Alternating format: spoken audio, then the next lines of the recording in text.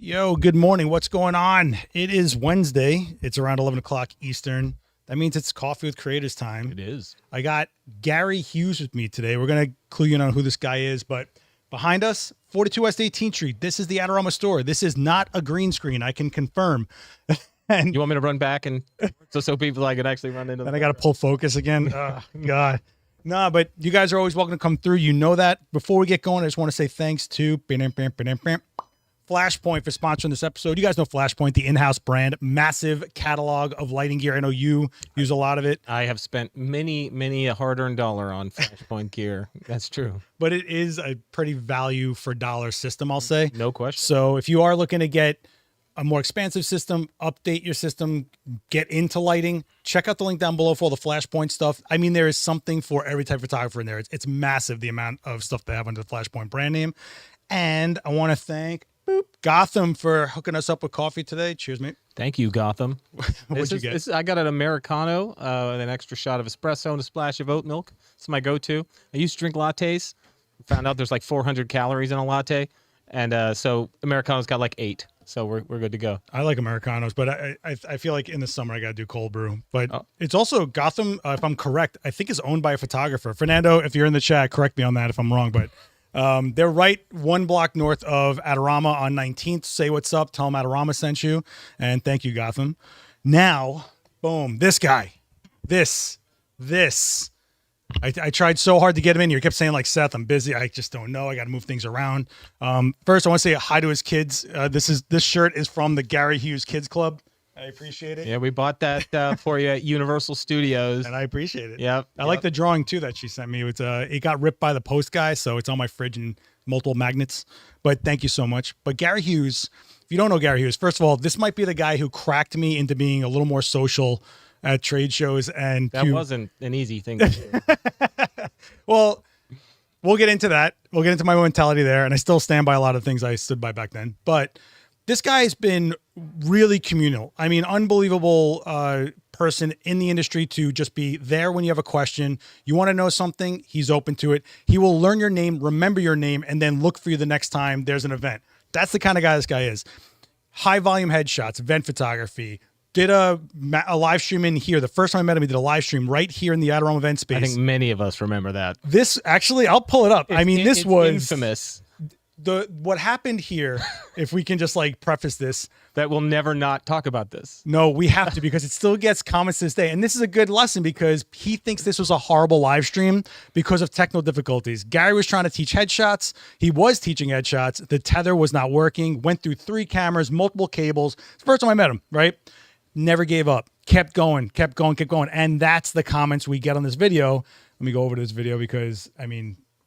Yeah, that was one of those things. Teaching demo is really, really difficult sometimes. Like, you can teach concept, classroom style. When you teach demo, there's 1,000% chance that something's going to go wrong. Oh, man, look how, like, not gray my beard was. That's awesome. What did I do here? Hang on. You got a picture in picture. There we go. Am I cursed? Is something going wrong because it's me? I mean, it was just like...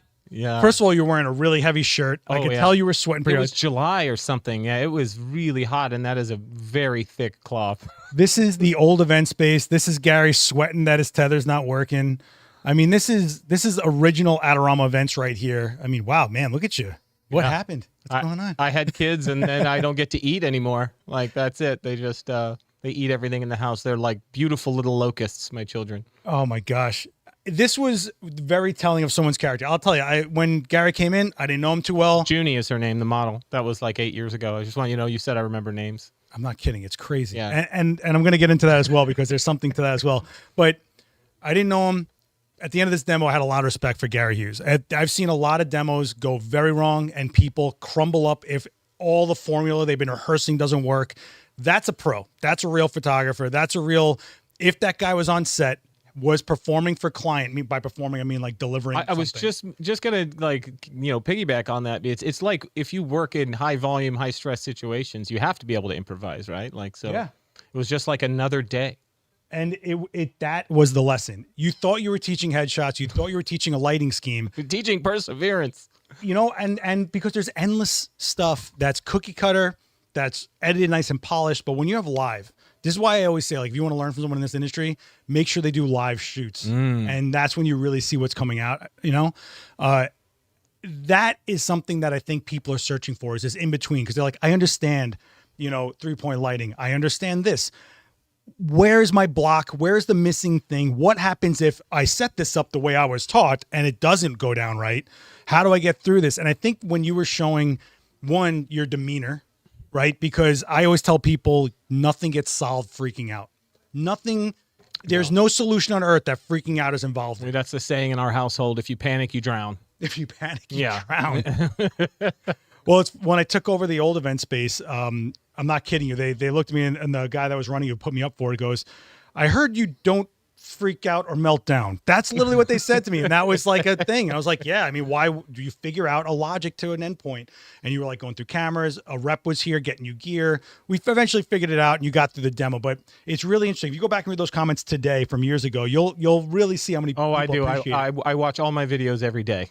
Read all the comments. If you do enough online content and you have to edit videos, you spend so much time editing and looking at your own face and hearing your own voice. I'm sick of my own voice. I'm sick. Like, it's amazing to me that anybody watches anything I put out or listens at all. Like, the sound of my voice is the worst. If I could edit without audio, having to listen to it, I absolutely would. You know, I'm on the train now going, oh, your Brooklyn accent is disgusting. I'm like, oh, wait a second. It's because I hate myself. You know, Julie, what's going on, Julie? Hey, everyone. Hi, Charlie. Yep, it's me. That's something to say hi to my kids, Ellie, Josie, Charlie, and Gibson. And it's Gibson's birthday tomorrow, his second birthday. And I remember him not born yet. And your wife was like packing a car fully pregnant. I was like, man, this woman is like, yeah. If you check out my Instagram at Gary Hughes Official, I just posted a video. We've been traveling almost 3 weeks now. And we did a video, or I've just been doing video clips with my iPhone, kind of behind the scenes. And it's just, the kids are awesome travelers, except for the boy. He's an absolute monster. Wow, but he got big. Super cute, didn't he, though? So we did England, and we did Sweden, and now we're visiting family in New Jersey. And obviously I shot up here to do this today. But people just, when you're traveling with small children and people just look at you like you're insane, and these are my awesome, wonderful children. And my wife is always carrying like 17 things. Yeah, your wife's awesome. You watch this, you see this stroller, there's a picture just here in 10 seconds, Julie pushing a stroller with all 4 kids in it. And so it's a 2-seater stroller, and they all 4 get in it. They call it riding double doozy. And so like, let's ride double doozy. There's Josie with the X100V. There, see, double doozy right there. That's it. That's my wife put through Hyde Park in London, pushing 4 kids. She's gonna start a fitness channel for moms. I'm telling you, dude. I wish she would get something going on social media, because man, she would be an inspiration to so many people. She's such a stinking rock star. It's amazing. Well, happy birthday, Gibson. I remember you when you were this big, and then this big, and now. Yeah, now, oh, dude, he's an absolute freaking barbarian. He's a little monster. He's great though. He's super cute. It really is like a crew when you come through, but I want to jump onto this remembering names thing, because like, look, you remembered Gibson's name just now. That was pretty good. Because it's the only boy you have. That's when I see your kids, I'm like, oh, a bunch of blonde kids. Hey, yeah, that's it. You see, we call them the blonde goblins. Oh like my that's gosh. yeah. Good kids though, and it's cool that you bring them on to trade shows and stuff like that. And and it's cool that your whole microcosm is very supportive. But the whole like remember names thing, I want to jump on, because as portrait photographers, if you learn under someone, you assist for them, they'll always tell you like it's more about this than like what you're doing with the camera and stuff like that. But I've never really put that. I've tried to remember names, and Joe McNally be like, always gets people's names and remembers names from 50 years ago. Oh, sorry, Joe, like 30 years ago. But Gary, you'll go to like grab something food. It's like, hey, what's your name? Kathy. Hey, Kathy. And then you go into a whole thing. Next thing you know, you got free fries, right? Every time. You'll get like, but he said, look, it just shows that you cared enough to remember their name, the bottom baseline of human respect. And when I said, I was like, God, that's so good. I was like, yeah, I'm telling you, it's actually, there's some science behind it too. Sure. Your name is the thing you hear the most, first, and most consistently, besides probably the word hi. You know, that's your entire life. And it actually, there's a little spot in your brain that fires when you hear your name. It's like a cheat code. It's like up, down, left, right, A, B, start for Konami code me. Yeah. That's from Contra. I know what the Contra code is. I had a buddy of mine who had the Contra code tattooed as an armband. It was great. But, one, yes, respect. And then you run out of... I had a guy working for me one time. Lovely guy. He was like a third-generation military guy from Georgia. and we were photographing the executives at Siemens in Orlando, where I live. They have a whole big office there. And this woman was like, had 3 PhDs, ran basically like a rocket ship, and had a team of like 1,000 employees underneath her. And he called her Hun. And I was like, stop. I was like, that's Dr. Hun to you. No. Oh, man. No, because like, that's tough. I know. It's just respect all the way around. Nobody objects to being called by their name. And it's not even that hard. I don't have a great memory. Ask my wife. Ask anybody who knows me. I'm a goldfish brain, but it's just like you ask and then you use it a bunch of times, like immediately. And even if it's just a short interaction, like I guarantee you start doing this out there, you'll get better service at restaurants. You'll be more loved and adored by people. And people, the thing that drives me nuts is people say, I'm not good at remembering names. Nobody is. It's just a muscle that you work out. And it literally is a cheat code for your entire life. It makes you better at your job. Yeah. It all stems from me working with people 90 seconds at a time in volume headshot photography. And the cool thing is I work at conferences a lot, so they usually walk up with a name badge on. But I like them to say it. Hi, I'm Gary. What's your name? And then they say their name also, because sometimes somebody's like name is Michaela, but they pronounce it like Michaela or whatever, just to get pronunciation right.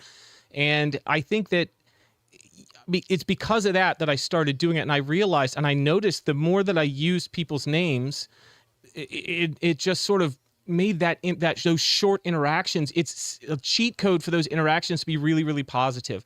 And then what's funny, you'll do that all day long, and then you'll be grabbing lunch and you'll see that person and you'll be like, oh, hey, Seth. And they'll look at you like, and this works for wedding photography. You know, like my old trick in wedding photography was you only have to remember the name of the groom and one of the groomsmen, and then everybody will think you remembered their name. It's true. The groom, one of the groomsmen, the bride, and one bridesmaid. And you just be like, oh, hey, Tom, you and the guys come on over here. and it'd be like, and you'll get these reviews. It'd be like, and he remembered everyone's name. And, you know, it is so powerful and such an easy thing to start doing. You don't have to like prep or buy any gear. No. You just ask and then you use it and you get better. And then it just sort of unlocks so many cool things, experiences in your life. And you'll just start to remember them long term. You'll start remembering them short term, but you'll remember them long term. I know what it is like to ask someone what their name is and then 2 minutes later be like, oh, crap. Like that's all of us. That's everybody.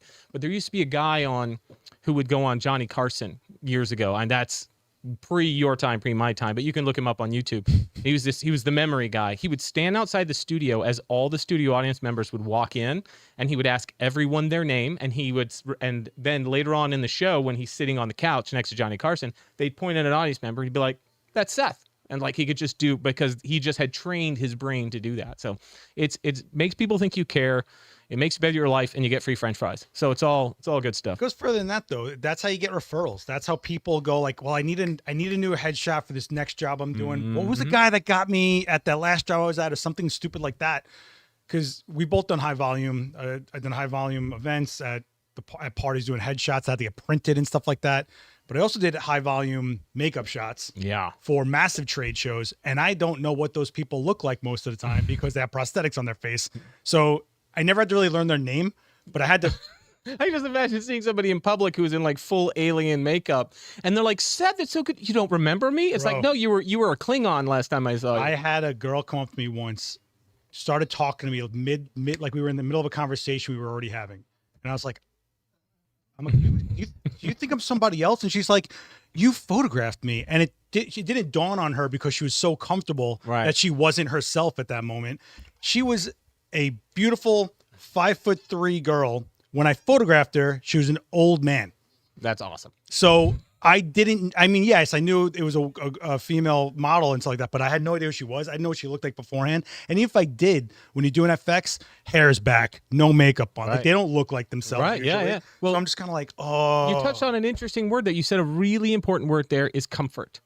Yeah. And there is such a psychological element to taking someone's portrait because it's everything. We carry so much baggage in our self-image, and that really comes to a head when you have your photograph taken. And I don't photograph models for a living. I photograph just normal folks who don't want to be there. And most of them are there because their boss made them. And so if you really go in and try to unpack that, photographers we tend to be sometimes selfish creators. Sometimes I'm trying to be kind because this is life. We tend to be like, I'm making the image for the joy that it gives me, and it robs you of the ability to see how much power you have to do good in someone's life, even in a short interaction. Like, you can literally make someone's day.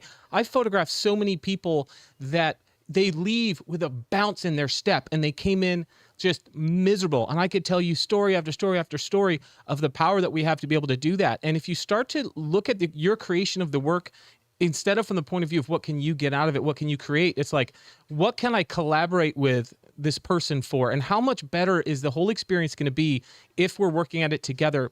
And if a client throws out an idea, I don't dismiss it because it's not my idea. Sometimes creativity is recognizing another good idea and using it. And so being humble enough. Yeah, 100%. Like, you can't, but not any, I guarantee you, no one watching this and no one in this store has put someone on the moon or cured cancer or anything like that. Like, we take pictures, and I think it's an important job, but I think we get to really, those of us who get to do it for a living, it is really, really cool. Not that it can't become a drag, but like, it's about people, especially if you're a portraitist, you know, and if you don't like people and you don't want to have those interactions, I think you're going to run up against many, many walls, no matter how good your work is, because the muggles don't know how good your work is. They don't care.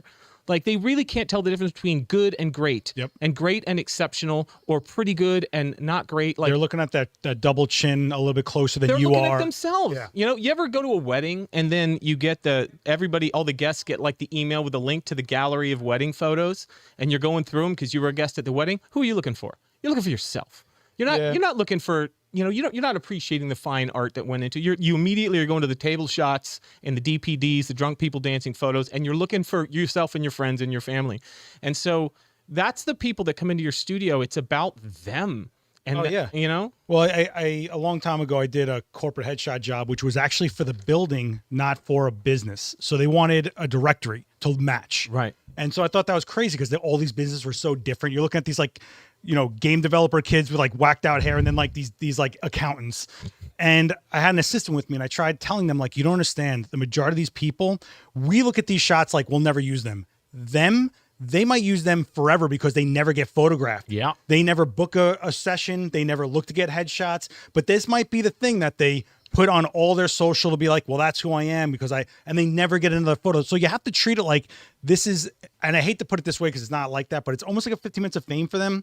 But you got to make them happy with who they are. Exactly what it's like. You know, how many times you've been out on a photo shoot and random people walking by in New York City like are looking because they're trying to figure out who they are. Who is it? They must be famous. Like, in New York? No, not in New York. Yeah, 100%. If they are, they're not from New York. Yeah, fair enough. You're too close to Times Square. Well, you know the joke, right? You go, oh, is this for a mayonnaise ad? You know that's the joke, right? And people ask you what you're shooting. Oh, that's funny. You always say, oh, it's a mayonnaise commercial. That's the joke. That would be the least interesting thing. People would just keep walking. You're like, that's pretty amazing. But I mean, now you go on any block in New York, someone's put a little tripod down and they're dancing in front of their phone for their own social, right? Like everyone's self-producing and publishing now. So it's kind of gotten a little, people get numb to it. Like, you used to be cringy and like, oh, let me put this on some kind of, no, like. Yeah, it's a double. I saw a guy, I was walking over here and I was coming over from the Flatiron building, and I saw a guy walking two dogs. They're like those miniature huskies, maybe a Shiba Inu, I think is what they're called. And he was holding his phone upside down, trying to walk and get like these first person views of the, and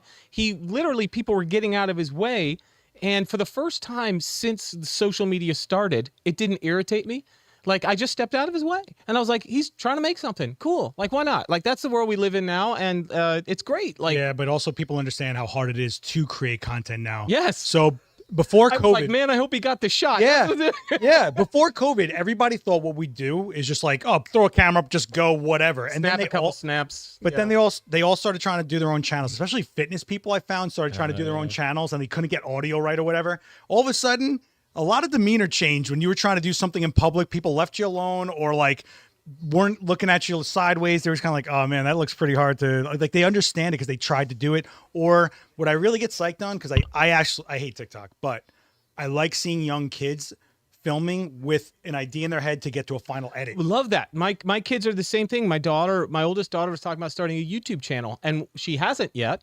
And because I said these are the restrictions on you having a YouTube channel, I said, you're not just going to make crap. I said, we're going to make it an educational thing for you. You're going to come up with a concept. We're going to make a shot list. We're going to come up with a script where necessary. We're going to have a purpose. And then we're going to learn to create. And so we've slowly been getting there. And like, I'll give my kids, my 3 daughters, not my son. I would never put anything valuable in his hands, but I give my kids my ex one, dude, my son, we walk into the Harry Potter store at the airport in London, and or actually maybe in Orlando when we were leaving, immediately goes right into the store. No, this was at King's Cross Station, and breaks a wand, pulls one right off, snaps it in half. Anyway, so but I give my kids. Was it looking at him wrong? No, dude. Here's the crazy part. He knows. He's 2 years old, just shy of 2. He knows which wand is Harry's wand. Like because you can get all the different ones, and he's like that one. And anyway, so I give my daughters like little photo assignments, and they take turns taking pictures with my Fuji, and they'll run around and they'll grab little shots. And my oldest, I remember I started doing this with her. I'd be like, I would explain a concept to her, and then I'd tell her to go photograph it, like leading lines, perspective, make something that's big look small, make something that's small look big, and she will disappear for like 20 minutes. And she'll come back having taken one photograph, and it's awesome. Like she doesn't go tick tick tick tick tick tick tick tick tick like 9 years old, and so they're all. I love the idea of them learning to create, and by and large, you see that it's getting more and more complex. The act of creation for people, and refined, and the quality of content is getting better. You got kids who have no background in visual creativity who are doing really complex, interesting edits, and they do everything from their phone. And they're communicating in a way that's universal language. If you're opposed from being sight impaired, you can communicate with somebody that speaks any language through visuals. And if you learn how to do that effectively, if you understand what you're doing in a frame, the techniques you're using in that frame, yeah, we all know you learn the rules and you break the rules. Blah, blah, blah. I had some guy screaming at me on Threads, F your crop rule, F your port rule. I'm like, yeah, okay, we got it. You're tough. Got it. But it's not real a easy rule. to be tough in your comments in social media. Dude, it's people got to stop thinking it's a rule. It's just a point of center to go, here's where we know it's cool. Now go sure. wherever you want to go. But how can you break the rules? Like I feel like when you first start photography, right? You're like the blind squirrel looking for a nut, and every once in a while you find one. You know what I mean?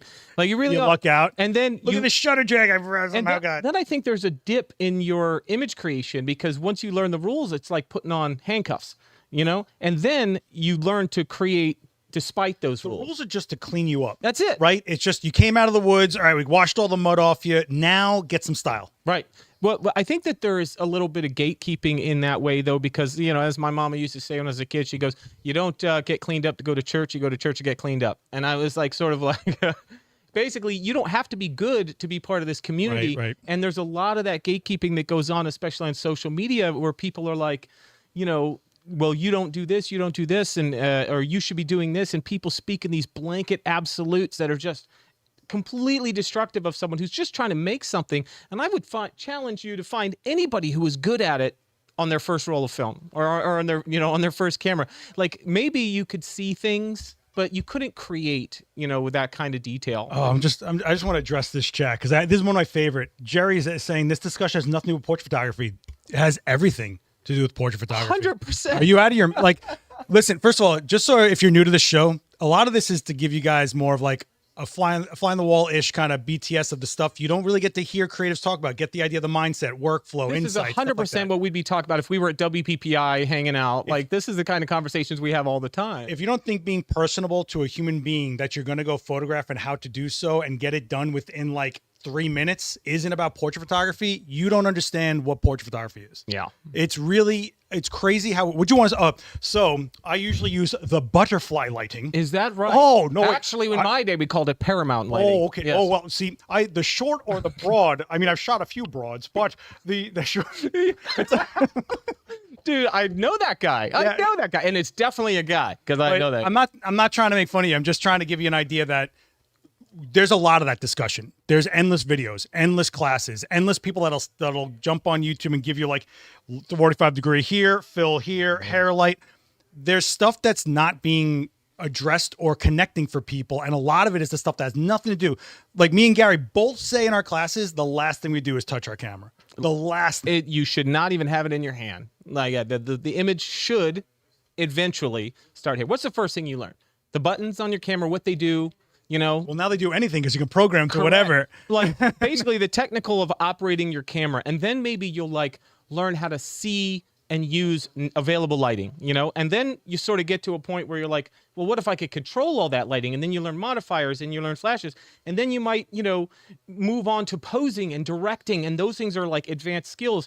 And then really, once you get past that, you get into things like color theory. And then you get into storytelling. And then what you really do is eventually the last piece of the puzzle is intent. You take all that technical skill and then it starts with an idea. And you got to just...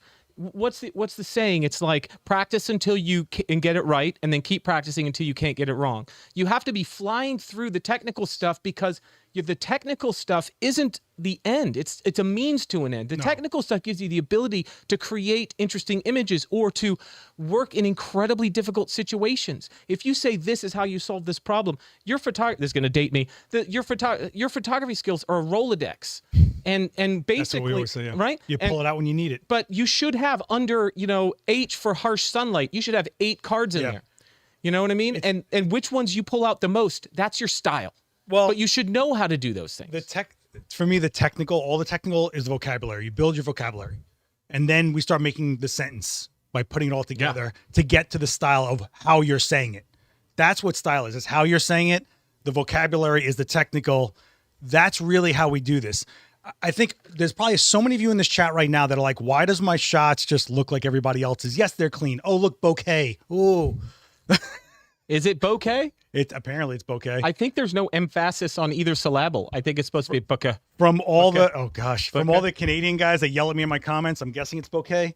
Those Canadians, so rude. Oh, man.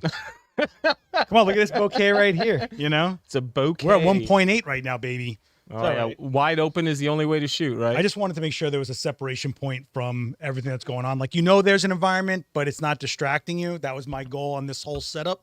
Notice the warm lights on the corners here, you know? Yeah, that's beautiful. I dialed this, son. Dude, I'm telling you, like, you're in every inch of this place, and I think that's it's pretty magical. Like I followed the whole adventure putting this together on your socials, and it's 1 year anniversary. Happy birthday, July 5th. July 5th was the first step of actually building this once I got all the pieces. So that's awesome. I can't believe it's been a year already. I didn't realize it was right near your kid's birthday. Oh yeah, Gibson, born on the 4th of July. Wow. Yeah. Oh yeah, I do remember that because I remember going like, wow, that's a cool birthday. Yeah, well, we normally come up here. My wife's family is in Jersey, in Toms River, and my family's in Long Island. And so we're always up here for. You just skip the most important part of New York. You just go from Jersey to. No, I always come to the city. My cousin Tim has a tattoo shop in Queens. I can see that. I'm looking at that's not that. No, Tim's got he did the whole inside of my arm up here. This is Phil Morgan Tattoos, Orlando, Florida. This guy's great too. And then there's the TOC Tattoo on Instagram is Tim, and then Phil is Phil Morgan Tattoos. I love my tattoo artists. You gotta love tattoo artists. But so I know nothing of my cousin Matt lives in just on the other side of the river, and so like we're always up here. But then for the first time in years we couldn't come because Gibson was born, and so we're missing all. Because I feel like that this part of the country does summer better. I feel like this part of the country does. We appreciate it because you get it once a year. Of July. Yeah, right, dude. The Northeastern man, you Yankees, your backyard game is strong. Everybody's got like a barbecue, a permanent cornhole installation, and a pool and a barbecue, and there's like horseshoes. Like you haven't seen the street barbecues where like people are like, well, I guess we're parked here. We're just gonna pull. In Florida, man, we stay inside in the summer, or you're either in water or you're in air conditioning. I don't even know what my backyard looks like, and it's a good sized backyard. I think there's a swing set back there, but we never see it. But you didn't skip a beat. I remember seeing you and your wife and the kids at ShutterFest. She was pregnant. Next thing I know, not ShutterFest, Imaging, something. And I was like, then the next time I was like, oh, now there's a child. Like you didn't just go like, add a kid, I can't go to anymore. Like literally, here's the baby. And I was like, oh. Yeah, we have 4 kids, all under 10, and Gibson again, he'll be 2 tomorrow, and Julie and I, she's my business partner. We built this together. We've had our business 16 years. And she is honestly the reason it's successful. All the trains run on time. I just have a bigger mouth, so I'm usually out front. But when the Ryan Reynolds of this industry, you have a bigger mouth. Do you think his eyes are a little too close together?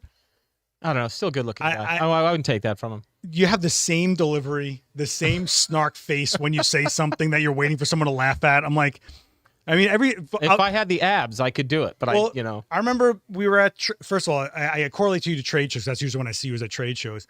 But I'm very standoff unless I know someone. Like, if it's No, you're still standoffish when you do know them. I just don't die. I just don't hand out trust like this. You know, I'm like, I believe you're around the people. Oop, Yeah, you fell asleep. I told you, man. stop.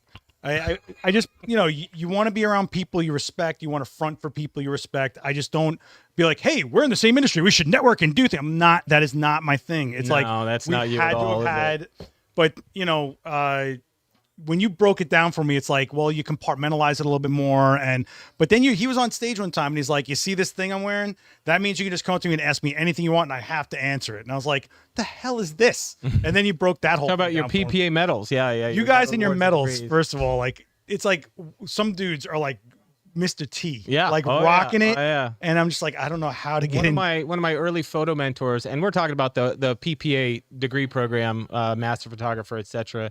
One of my early mentors was named Barry Rankin. He passed away a couple years ago. Great dude, and he had so many of the little metal things that it was literally like a choker. What is those? What are those? So if people don't understand what we're talking about, Professional Photographers of America. So PPA's been around since photography, basically like the late 1800s. And I think the first ever Imaging USA, although it wasn't called it at the time, was in Chicago in like 1870 something or 1880 something. And one of the people who attended was Matthew Brady, world famous Civil War photographer who basically like invented photojournalism. And so they have a system by which you can sort of get accreditations, your master photographer degree, your photographic craftsman, which you get for speaking, master artist degree, which you get for digital editing and manipulation. For speaking, do I get a medal? You can, yeah, you probably will, yeah. You might already have it, you just haven't picked it up yet. Angela, are you watching this? Do I have medals that I don't know about? Anyway, it's a really excellent way to sort of like gauge your progress. Hey, Jamel. Sorry. Yeah, and yeah. 1868. Thanks, Jamel. Man, that guy works for PPA, and he is just the nicest, coolest dude. And so, yeah, 1868, Chicago, I think. And anyway, so it's just a really great way to track your progress because you get that degree from entering their merit image review, which is basically like a photo competition that's kind of anonymous, and you get a score and you get it back, and those points go towards those degrees. And so it's been a huge, valuable part of my development as a photographer when you don't have anybody to learn from, you get trained photographic jurors who've been doing it for decades to look at your work and go, okay, this looks pretty good, but if the light reached under here, then this would be the lighting pattern, or if you move the hand to the side, it would be more elegant. And you get so many little details like that it's incredible. Which I found valuable to people. So like, look, I'm native New Yorker. I've been around the commercial industry like my whole life. You came up in a totally different space. So when I started meeting people at trade shows from like Midwest, smaller towns, and they're basically like, I'm not around a majority of people that are physically absolutely in this industry. No one can look at my work. Like, what am I going to go to? Like, this guy's a farmer who owns a tractor, and he might hire me for his wedding, but they can't tell me with an eye that's been around this block to and I was like, oh my gosh, I just take it for granted so much because this is my everyday, my entire life. Right. It is very hard for you to realize how some people out there can be isolated from a specific industry. Yeah, 100%. And honestly, I don't think every single photographer out there is an association person. They're not members of ASMP or Professional Photographers of America. And it may not be for you, and that's okay. But like, man, it has been such a valuable community. And I've branched out into WPPI and SWPP in London. I've been an association person. I'm a second generation photographer. My parents were PPA members and spoke and were photographic educators. And so it was basically like you said with the commercial industry, my coming up through the associations as a member and being an association photographer, it was literally like when I started photography, my mom called me and said, "You're a PPA member. I paid for your first year's membership."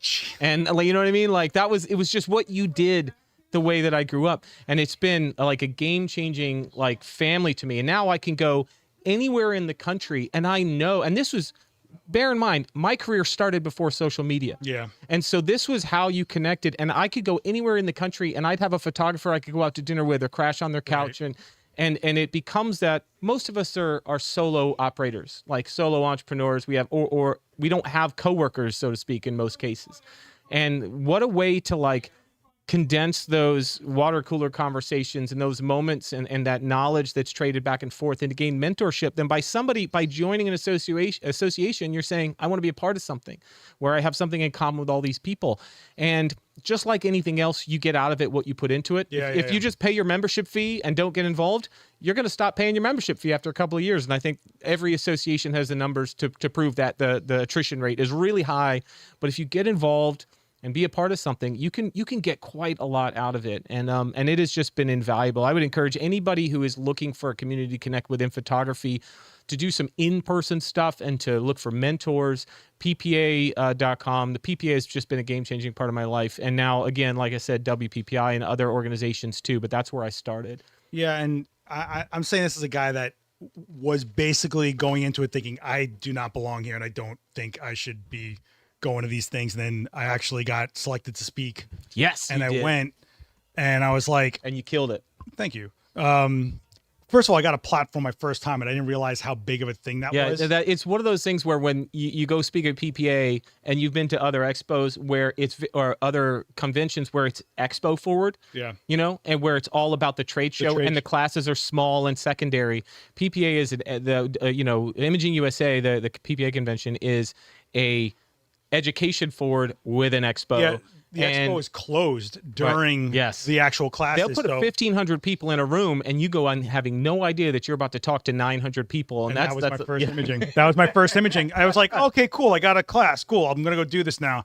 And I think Angela or somebody was like, yeah, that's your room. I walked in there, and I'm like, it was like an echo. Like, it was so far. And I was like, you think we're going to fill all these seats? And yeah, you do, because they're focusing the crowd to go to these classes. Right. Yeah, because they literally close the trade show. Let's talk inside baseball for a second on this. Like that feeling when you have a room with 900 seats in it, 6 minutes before the class starts, there are 9 people in a 900 seat room. And you're like, well, I'm going to just give the best class I can to these 9. You know what? I don't think I'll stand on the stage. But then the room fills up and then you knock your laptop off. I knew you were going to.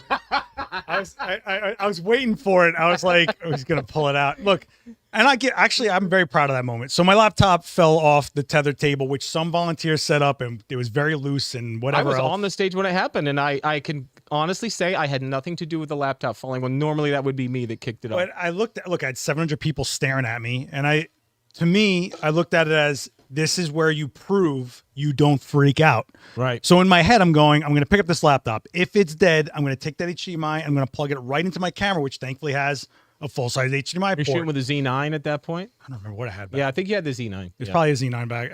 It was probably right when it came out.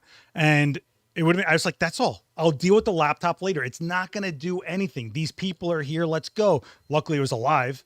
And I think it was a pretty good demo. I mean, it was all right. Your demo is like the best thing you do. It's like, thanks. Hey, you know what I'm going to do? I'm going to take a piece of saran wrap and a paper clip, and you know what? There's like a third of an old hubcap here, and I'm just going to make this portrait look like a noir photograph from the 1920s. And oh, by the way, here's some rain. Everybody, come over, and I all want you to spit on the saran wrap. I don't do that. And I'm going to light it from behind. It's. I use a spray bottle if I do that. I don't spray it at HSV. but I've got an old super soaker that I've had since I was a kid. I'm gonna spray it. Dude, come on. I mean, the bigger the better, right? Like, it's and I do that. First of all, some guy came up to me and was like, I know you only do that to like show that you can, and I'm like, no, I do that because you don't need to see the 11,000th class where you do the same thing with a cookie cutter thing. Here's a light. We're going to put it 45 and 45. I'm showing you principle so that no matter what you have, you get through it, And then after I did a couple of those, I got people going like, I tried this, I tried that, it worked, now use this. And I'm like, cool, it stuck. It worked, right? Yeah. It worked. The last one I did in Louisville was my favorite demo I think I've ever done. And I really wish I had a recording of that or something, but it's really a different animal than shooting. People do not understand. And Dan Norton really told me the most about it. He's like, you got to realize it's as much entertainment as much as it's info, 100%. Because the second they're bored, they're walking.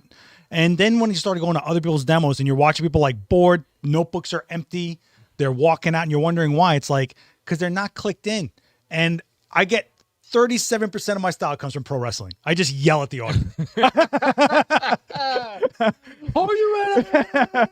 I'm like, you guys here? And they don't say anything. I just put the camera like, I'm not doing anything till I know you're here. Because what am I doing this for? I don't want to be a guy that's spitting out stuff that you can find anywhere. I want to look. I'm not for everyone. You're not for everyone. No. Not everyone's for everybody. And that's like if you love Beethoven, you find the orchestra that plays it the way you want to hear it.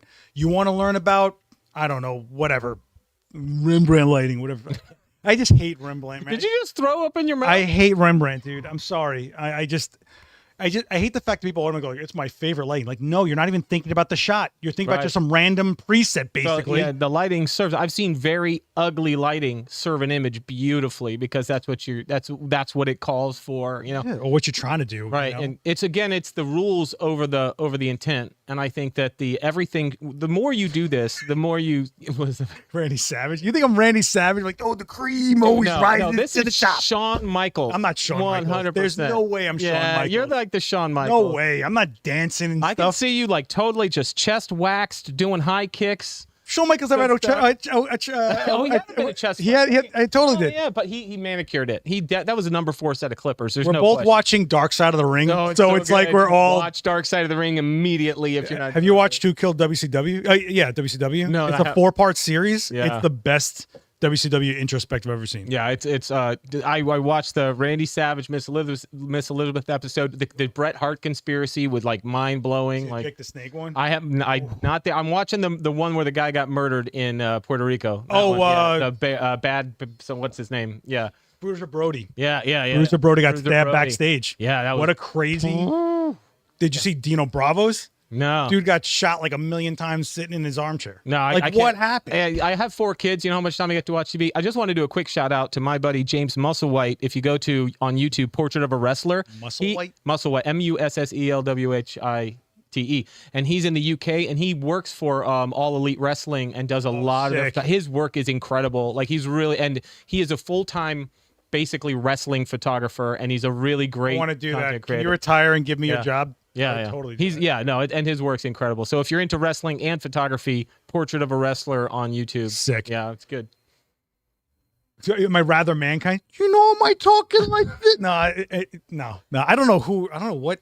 I was an Undertaker kid growing up, so I don't know. Have you ever been to a WWE event live? Are you kidding me? I'm just wondering. Are you kidding me? So, dude, I wasn't. It's not like I follow you around. Something I don't know what it was. I gotta ask my father, but something connected my father to superstar Billy Graham. Okay. So I used to get like right next to ringside before it was like really cool wrestling, right? Like you could get tickets ringside. I remember being. This is going to sound crazy, but I was backstage and I was next to the Undertaker as a kid, and I blew my mind. Yeah, and how big was he? So it was his purple glove era. Oh, I love that's a good era. And my face was his hand, right? So this is a weird photo story, but I had a 110 film camera, the flat one that looked like a little telephone, that film cartridge. Yeah. So I had it on a little leash around my hand. It was a blue 110 How old were you? film camera. I don't know how old I was. I was small though, and I had it dangling. But I remember I was by the Undertaker. He's walking past and he's looking under his hair, and his eyes roll at me. And that moment, I regret not picking up that camera. You froze and didn't use the camera. I think about that all the time. I tell myself I don't need to shoot this. Same thing happened to me once when I met Willem Dafoe. He was driving by. I was downtown Orlando doing a photo shoot. And I think his mom lived in the Orlando area, right on Orange Avenue in the middle of downtown. He stops, and I'm literally like him, window open in his car, is right there. And I've got a camera in my hand. And I'm an adult man with a large camera. And I'm a man. I'm an adult man with literally my fingers on the shutter button, and I completely froze. And I just go, "Hello, Mr. Dafoe," and he looks at me like this. He goes, and just drives away. Oh my God! You see, Vanessa's watching. Hi, Vanessa. Oh my God, Gary. Yeah, dude, that was awesome. Yeah, Vanessa of Joy is actually watching. Miguel Keelis, I see, is watching and chiming in. So Eric Bird, who's here at every event. Eric, what's going on? He's asking any advice other than mentioned earlier to get more potential clients. You ask this every channel. You're just trying to get the most perspectives on this? I'm actually happy to answer any repeat questions. Yeah, if you've got questions, by the way, business, photography, throw them in there because we'll do this all. We'll talk about wrestling the whole time. You got photography questions, hit me up with it because I got a good wrestling story as well. Who's your Rushmore pro wrestlers? Tell me. Oh, that's tough. You know what? I was like a latter-day wrestling fan. I'm a big Goldberg guy. I hated Goldberg. I love Goldberg. God, that was a jock Who's guy. next, man? That was a jock. Dude, that was the time He in my ended life. Bret Hart's career, bro. Well, I'm sorry to hear that for Bret Hart, but it doesn't mean I don't love Goldberg. He has no remorse over it, though. No. Accidents happen, but you ended a legend's career. Can we just say that I haven't kept up with Goldberg since I was 12? It's not like I'm following him now and I'm like, yeah, I'm okay with all the terrible stuff he says. When I was 12, I thought it was the drama of it was cool. He would just come out and he would spear tackle a guy, and that's the whole match. I loved it. It was great. And that was in the days when you had to pay money. And that was the whole match 75 times. And I have no idea. You knew what was going to happen. There was nothing to it. Yes, but it was waiting for the person that would stop him was the best. Who would put him down? And that was great. Okay, so you're more of a WWE guy than WCW. I totally get it. I liked the early days of WCW where it was like bananas, and then it got really, really, really bad. Yeah. Oh, yeah. I mean, like unwatchable. Like you're not a big NWO guy, Yeah, but they made everyone NWO after some point because hey, this sells T-shirts. Make that guy NWO. It's like one of the. You ever watch those CW superhero shows like The Flash and Arrow, and you just know no matter how the show starts that by season 3, literally everyone on the show is gonna have superpowers.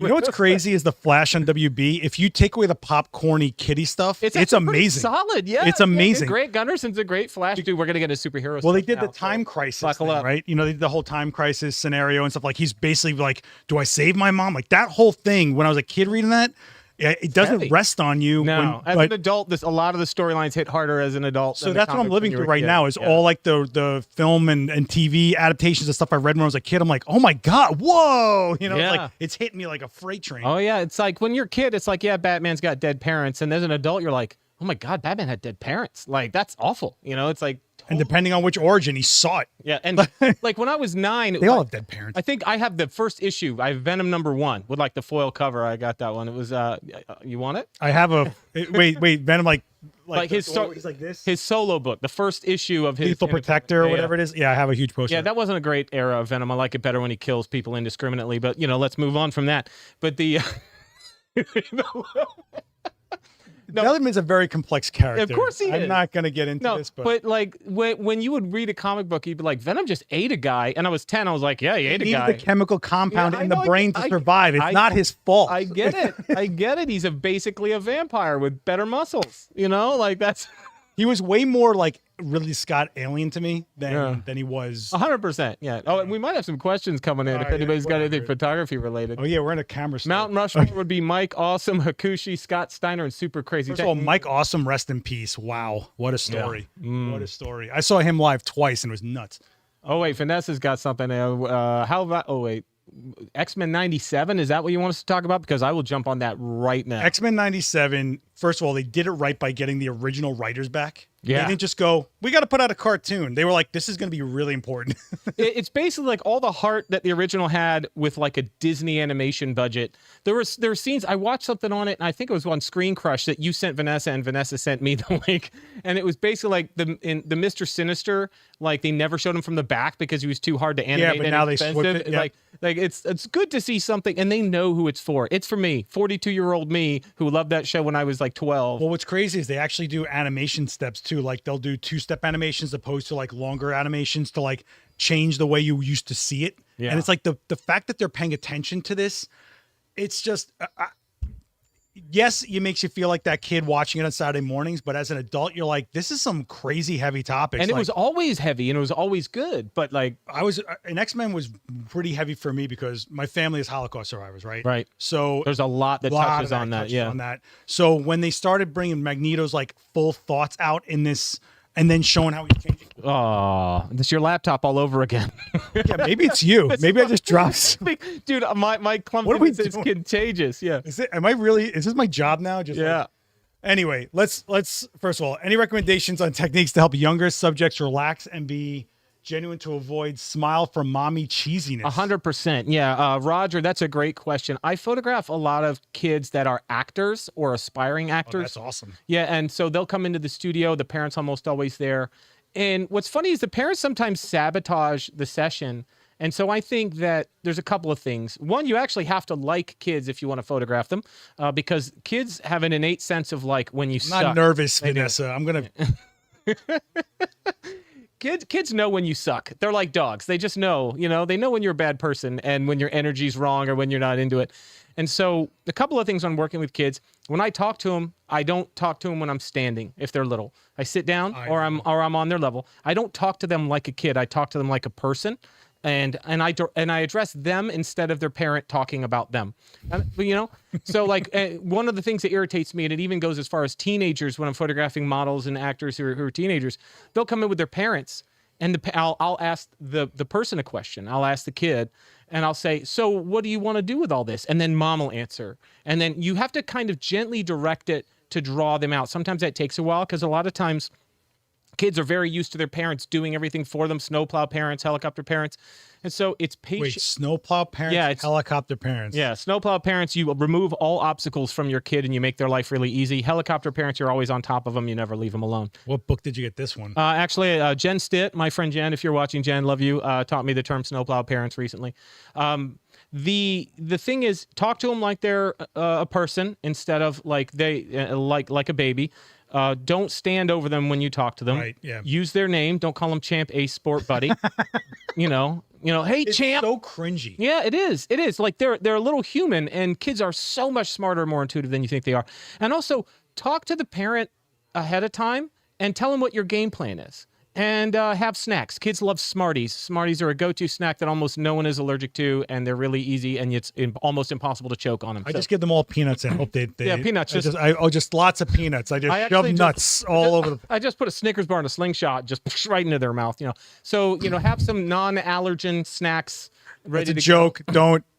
Okay. Treat kids like people. Make sure the parents are on board. Have a game plan ahead of time. 99% of the problems that you have in a photo shoot are avoidable with a better onboarding process. All right, we got more questions. Oh my gosh. Yeah, parents can be the worst, especially showbiz parents. But mostly, I get really fantastic parents who are like, yeah, they want to do it, so we're just supporting them when they explore it. Because most people work in entertainment and they say they want to be an actor or they want to be a model, or they want to be a musician. They're usually doing this against someone's wishes or in spite of someone's derision, And I think that is what I really love about people in entertainment is how brave they are because they basically, nobody takes them seriously until they see them on TV. Until they actually make it somewhere, right. Yeah, I had a guy I photographed, and he was been on 7 episodes of a Marvel Disney Plus show that was huge. It was his first big acting gig that he booked, and so he left a career in finance at the age of 40 because he'd always wanted to do it, and he just didn't feel like he was happy. So he went to pursue it, and his whole family was like, "What are you doing? You got a great job. You're crazy." And so he got an agent. He got some classes, and then he booked a Marvel show on Disney. Which Marvel show? I don't want to call the guy out, so I just because this is his story and not mine. And so and then immediately he told me the story, and he's like, as soon as my family saw me on Disney, they're like, "Hey," and I'm like, no, you weren't there. No, you weren't there. Support me. Yep, I need your support. And I think that's important. That's why I like people who are aspiring to do something like that, photographers included, just because most of the time people are telling you, like, what's the number one question you get when somebody asks you if you're a photographer? They go, full-time? So first of all, this is what you do for a living? After years of sideways faces, I don't even tell people what I do most of the time. And thankfully, social media just be like, just look me up and you'll figure it out. Well, because if I say, don't you know who I am? Yeah, if you go to someone and say you're a photographer, first of all, if it's a girl, they think you're a broke or a creep or something, right? Right off the bat, right? So both of those things could be true. But until they know you're like established or known or something, so I'm just like, go look it up. Like just Google me, whatever, and then let that vouch for you instead of you climbing this hill till they look at you respectfully. Yes, right? It's a tough one. I get it, and I understand. As much as we worship people who are famous in the arts, we ignore people who are trying to work in the arts who haven't gotten there yet. Vanessa has a great question for me, by the way. It says, if you had a big marketing push for headshots, what top 3 things would you do? I'd hire someone. No, I'd hire me to do it for you. No, headshots are really interesting, especially if you're doing corporate headshots. I think the main thing is the vast majority of this business is going to come through your website, where a lot of photographers are used to gathering clients through social media. And so you're talking about people who are usually booking a photography service while they're at their job on their work computer. And so you got to think they're not going on Instagram to find that, possibly LinkedIn, but it's usually on a desktop or a laptop, and it's usually during business hours. That website has to convert. I would have a website dedicated to headshot photography, not making one of the categories on your website. You don't want those headshot clients to see a baby in a bucket or a parachute dress or a couch in a field. Bleeding zombies? No bleeding zombies? No bleeding zombies. Are you Although sure? actually it depends on the company. You sure? No, honestly, it's going to depend on the company. It's worked for me. And so having a place for people to land that is your online store, everything has to go there. The website has to convert. And then you need to drive traffic to that website. That's also known as marketing. So make SEO is going to be 75% of your new business when it comes to headshots. It just is. You can't. And geography. Yeah. Well, sure. Yeah. But that both of those things you have to place well on Google. Pimp out your Google Maps listing. Make sure that you have control of it, that you're adding photos to it regularly. Make sure that you've claimed that. Make sure that your website, a dedicated website, or at least a dedicated landing page for headshots is on your website. And then I would support that by doing two more things: creating content. YouTube is great because YouTube is a Google product. So start creating videos related to what people would want to know about headshot photography. And you're going to start getting like inbound links to your website from a high traffic site. You're going to become relevant in a lot more searches. Google loves people that use their products. And then create more content on like a blog, so you can write like, what do I wear for my headshot session? And all of these great sort of content that you'll be able to reuse later with those clients. And then on top, what you're doing there is really working on your organic Google results. And then I would also start to think about apportioning a budget for Google Ads. And Google Ads is huge. It brings in a ton of business into our studio, and I can see the difference. We can track it. And so we have great organic results and great ads running at the same time. And you know when you're going to be slow, and you ramp up the ads, and so such and so on. So you take control of that marketing strategy by having a great home for people to be able to purchase your services, creating content and driving traffic to it, claiming your Google listing, and then buying Google Ads to drive it in there. There is no marketing in headshot photography that is going to bring you more money for less effort than Google. There are lots of ways to bring in headshot business, but Google is going to be your number one, buddy. Yeah, that's all way too grown up for me. Well, let's talk about X-Men. Well, I think people also have to realize that headshots are like probably one of the most like meat and potatoes type of work that we do to keep Nobody's going. calling me being like, how do you do that work?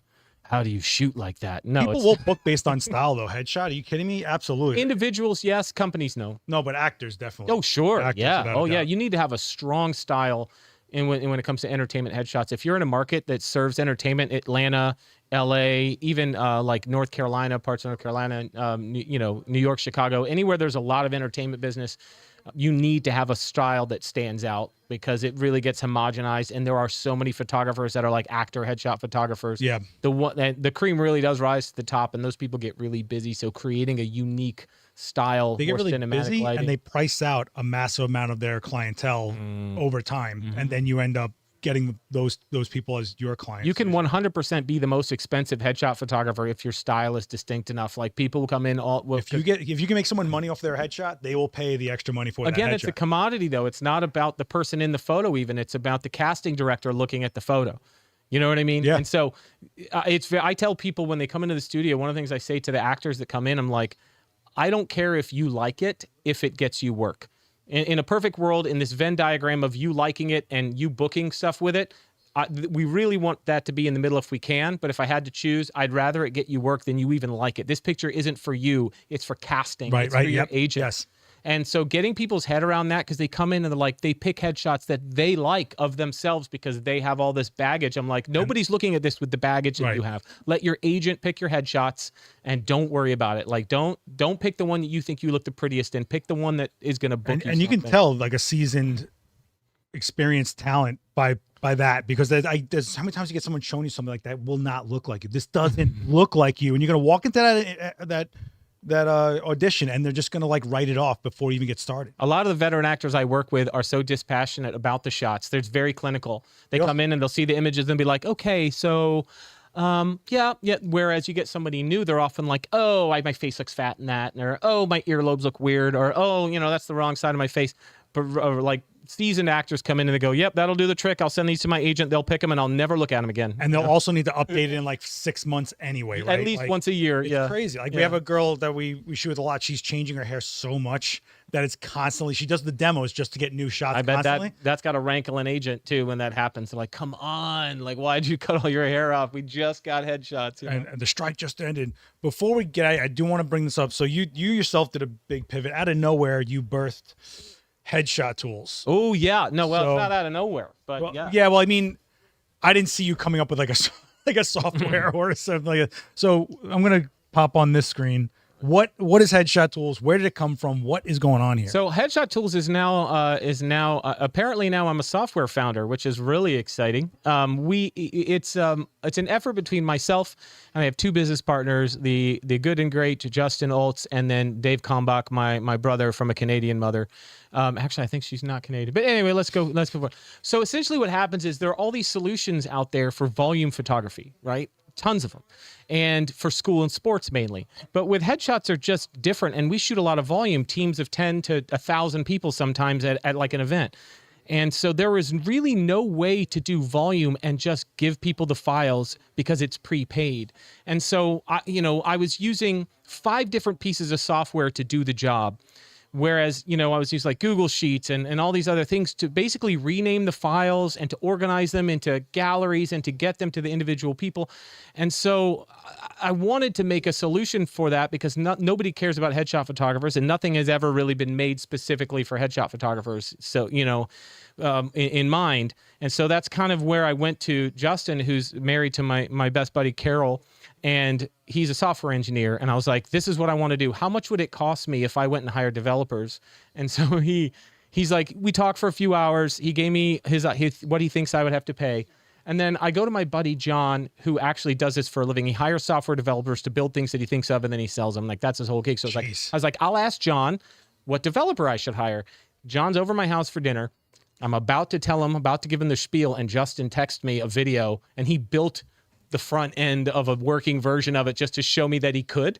And I was like, oh, we're in business now. I guess I don't need developers. And so over 2 years, we have refined and created something that we're all really, really proud of, and an incredible community on Facebook. If you look up Headshot Tools Beta Group on Facebook, I'm in that group. We have 1,800 and rising photographers there, and it is, honest to God, like the most supportive, friendly, positive place for anybody who's looking to learn anything about headshot photography, not just about the software. So there's a ton of great photographers and veterans in there. There are new people in there, and all supporting each other. And so Headshot Tools is essentially just what it does is you shoot tethered. It renames the file as you go with the name of the person you're photographing.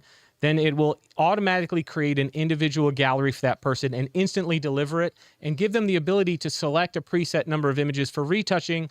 And it also, we now have a Stripe integration that enables people to purchase additional images, retouch images through the platform. And it's just growing and growing. And it gives you crazy amounts of data and information you can share with the client. Essentially what it does is every headshot job I do now, no matter how many people I photograph, I walk off the job.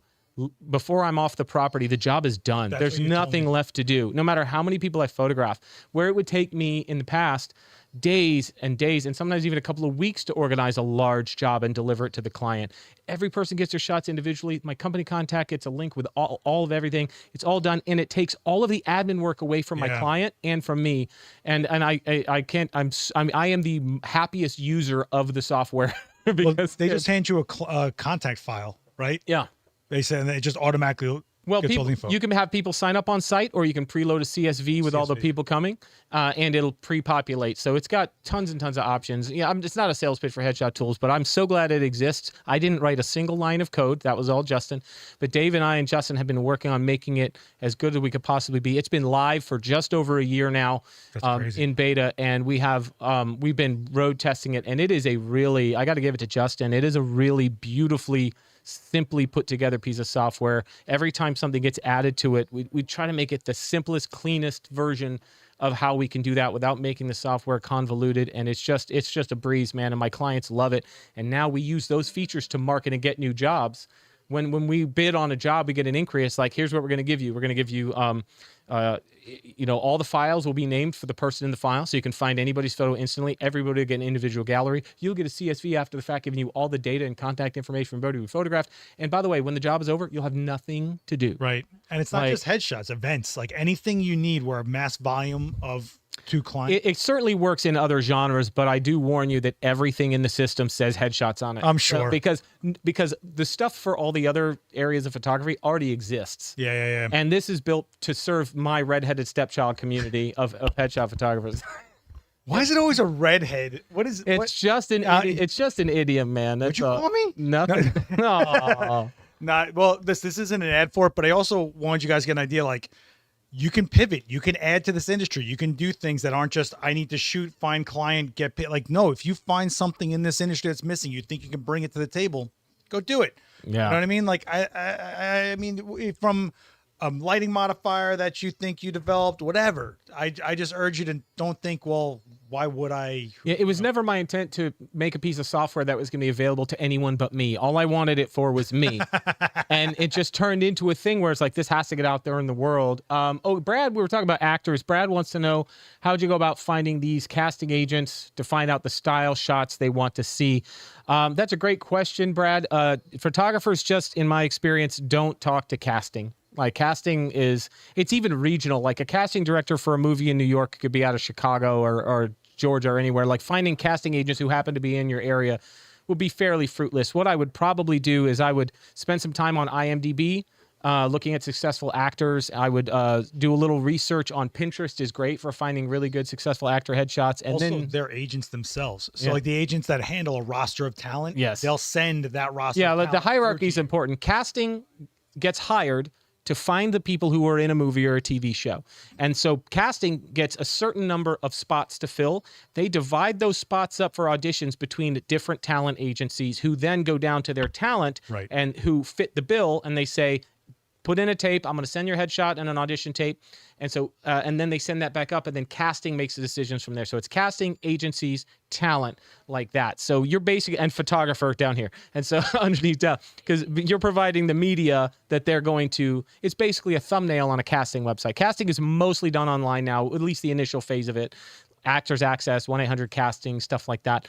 And so basically you're just a service provider for the actors who have an agent. And sometimes agents will talk to the photographer directly if they have specific needs, but mostly that communication happens through the client. Like the agent, I know plenty of agents in my area, but I very rarely have direct contact with the agency. Yeah. So when I used to do a lot of actor headshots here in New York, if I was in with an agent, they would just tell their roster of talent, like, here's the people I trust. And then those people would be the ones that contact me, right? And if an agent gets their client booked, it's great for them. So if it ends up working out and they constantly get their people working, get a percentage of that job, and those actors are happy with their headshots and they're working, they'll recommend you, and then it just turns into a wildfire. Right. The goal is for the agent to put you on their list of approved photographers.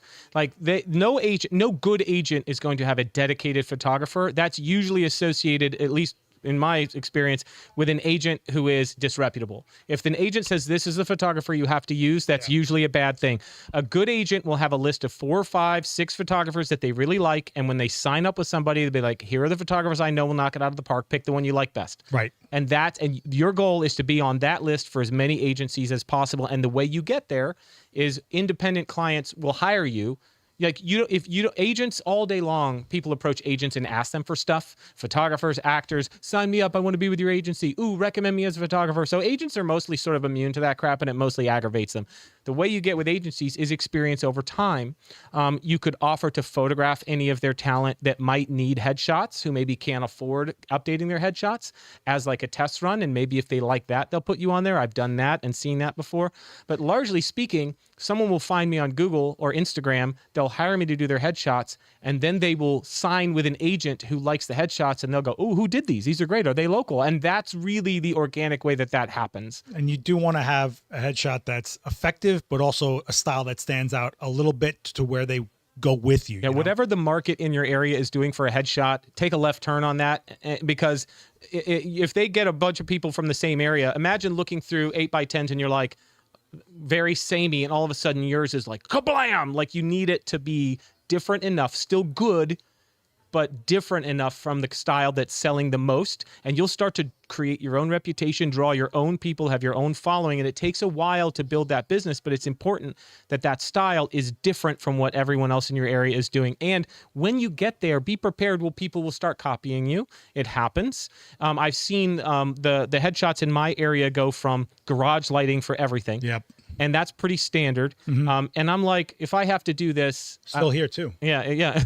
If I have to do this garage lighting, I'm just gonna blow my brains out because it's the most boring thing on the planet. I like 3-point cinematic lighting for my headshots. It's just and motivated lighting. So you're right, but I like cinematic lighting, 3 points with a direction to it in almost every case. Sometimes it's softer, sometimes it's more dramatic, and I got told by agents that like, we don't want that, we want this, and they'd point at the flat lighting, and I said, I'm gonna keep doing what I'm doing.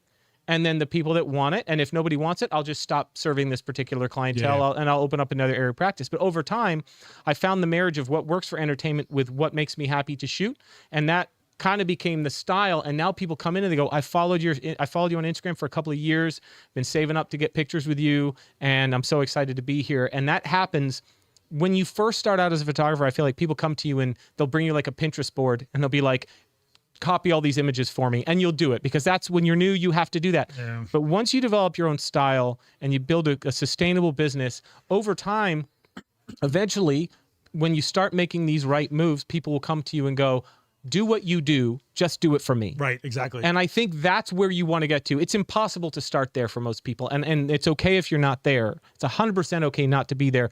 Just know that the Pinterest board days are going to get fewer and fewer and fewer the further along you go as your style develops. Fewer people will start they'll just look at your website, they'll look at your portfolio and be like, I want your thing, I just want my face in it. And that is a really amazing tipping point to hit as a creator. And the other pain point you're going to hit is you're going to be over that style, move on, and then those clients are finally going to come through and go, can you do and you're like, oh, I was doing that 3 years ago. Like, you need this again, like, and it's like, play Freebird. I'm like, oh my God, no.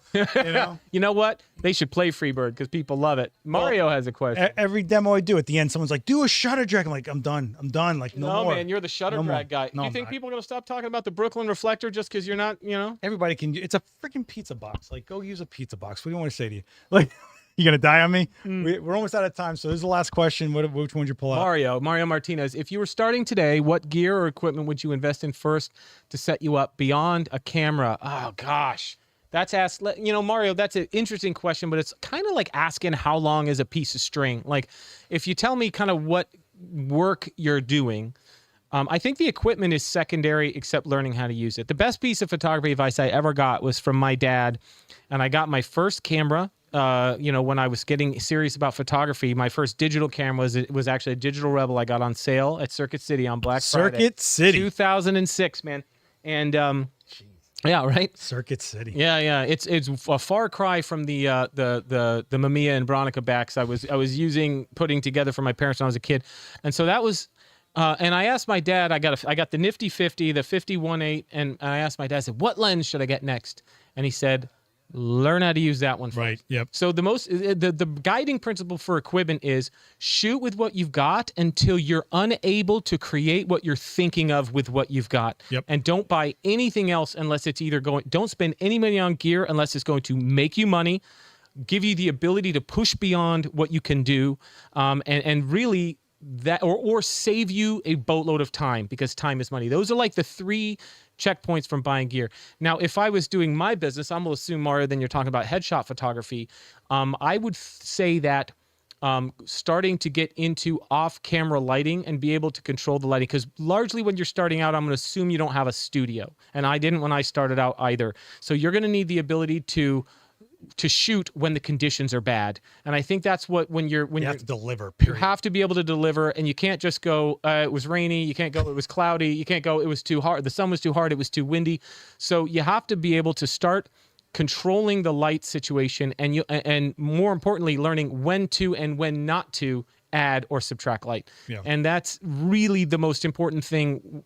I can't tell you what gear to buy, except to say that put the gear through that crucible before you spend money on it. Is the gear you have stopping you from being as creative as you want to be? Is there something that's going to allow you to take jobs and make you more money? Is there a piece of gear that's going to save you a ton of time, whether that be in editing or whether it be on set or on location or in the studio? And for me, learn to use what's in your hand, and then as fast as you can, off-camera lighting. And I highly recommend Flashpoint. I have stuff that I've had for, I know that there are lights that you could say other things about, but I still use them. I've got like 10 Flashpoint Evolve 200s, and not one of them has died. I've been using them for years, and I just beat the ever-living tar out of them. So.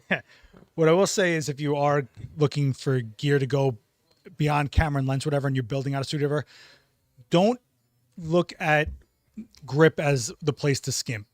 Grip is going to stay with you your entire career, and that's where your sound investment is. I'm talking about stands, arms, stuff like that. No matter what camera you switch to, lens you buy, whatever lighting you go into, your grip is going to be there, and it's your foundation piece. It's not worth saving a few dollars here or there. Yeah, cameras are temporary. A C-stand is forever. That's why it's called a century stand, because you have it for 100 years. Oh, geez. if it's a solid one, yeah. But it's also, your investment of your gear is on that. So and you can always resell grip at a pretty good close to value if it's in decent condition.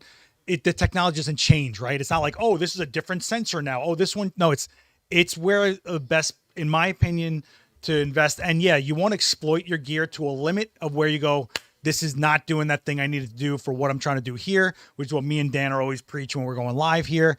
You can always finagle something to do something. Yeah, don't sleep on grip, man. Like, honestly, it's that C-stand video I did. I never thought it was going to explode the way it did. You're the C-stand pizza box guy. Yeah, I know. That's my, all right, I'm out of here. That's my RC Dude 10TC32. The answer to your question is African or European.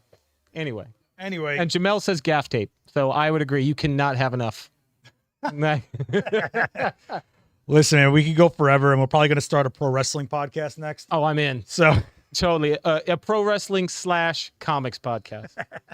We got to think of a name. God. If you can think of a name for a pro wrestling / comic book content podcast, whoever thinks of the most clever name, I will give you a shout out on my YouTube channel, Gary Hughes Official. All 37 viewers will be excited to hear about you. No, it's 38 now. Thank you.